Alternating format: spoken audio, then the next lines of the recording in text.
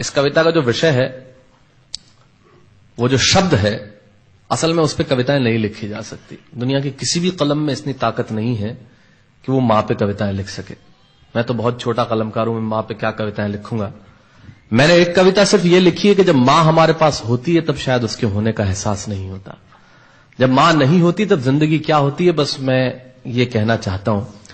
तब आप सुने उस कविता को। एक बहुत छोटी सी कहानी उस कविता के शुरू में कहता हूं। एक जंगल में एक संगीतकार मृदंग बजाता था। मृदंग ढोलक की तरह एक वाद्य को कहते हैं। और जब मृदंग बजाता तो एक बकरी का बच्चा वहां रोज आके खड़ा हो जाता। एक दिन ये कैमरे जो भी हैं बंद कर दें प्लीज, फॉर गॉड सेक। बकरी का बच्चा वहां खड़ा हो जाता आके, तो मृदंग जो बजाता था संगीतकार, उसने उस मेमने से एक दिन पूछ लिया कि यार तुझे क्या मेरा सुर, मेरी ताल, मेरी लय बहुत अच्छी लगती है जो तू रोज यहां चला आता है। वो बोला मैं नहीं जानता कि आप क्या बजाते हैं, न मुझे सुर की समझ, न ताल की समझ, न लय की समझ। मैं तो बस इतना जानता हूं कि इस ढोलक पे, इस मृदंग पे जो चमड़ा मढ़ा है वो मेरे मां के बदन से आया है।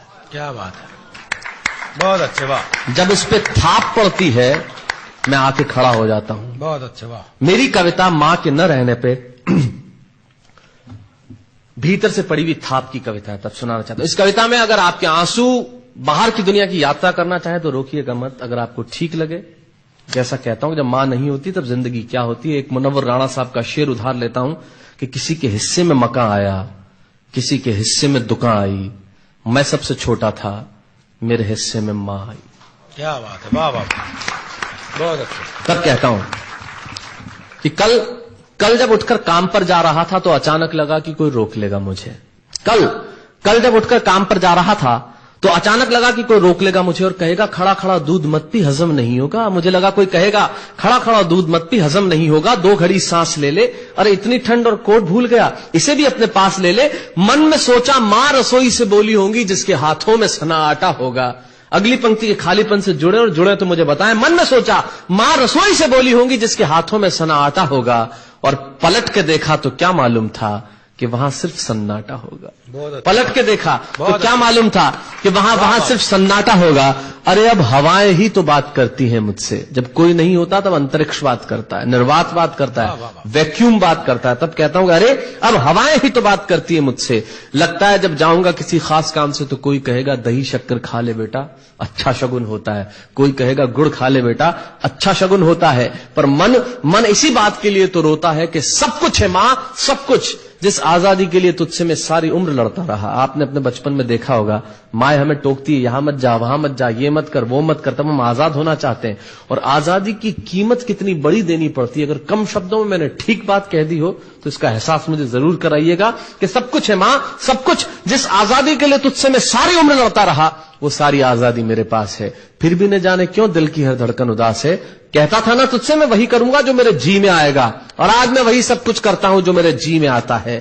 बात यह नहीं है कि मैं जो चाहूं कर लूं, मुझे कोई रोकने वाला नहीं है।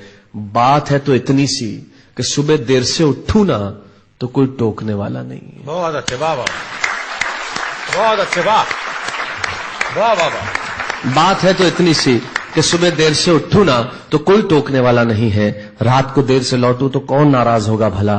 कौन कहेगा बार बार कि अब कहां चला। आप ही के जिंदगी के कुछ दृश्य चुराता हूं और आप ही को सौंपता हूं। रात को देर से लौटूं तो कौन नाराज होगा भला। कौन कहेगा बार बार कि अब कहां चला। दोस्तों के साथ घूमने पर उल्हाने कौन देगा। मेरे वो तमाम झूठे बहाने कौन देगा। सच कहा साहब, गम की चोटें जख्मों पे फौलाद से ज्यादा क्या होगी, और मां की दौलत दुनिया में औलाद से ज्यादा क्या होगी। तब कहना चाहता हूं कि रात को देर से लौटूं तो कौन नाराज होगा भला। कौन कहेगा बार बार कि अब कहां चला। दोस्तों के साथ घूमने पर उल्हाने कौन देगा। मेरे वो तमाम झूठे बहाने कौन देगा। कौन कहेगा कि इस उम्र में क्यों परेशान करता है। हाय राम, ये लड़का क्यों नहीं सुधरता है। पैसे कहां खर्च हो जाते हैं तेरे, क्यों नहीं बताता है। सारा दिन मुझे सताता है। रात को देर से आता है, खाना गर्म करने को जागती रहूं, खिलाने को तेरे पीछे भागती रहूं, बहाती रहूं आंसू तेरे लिए।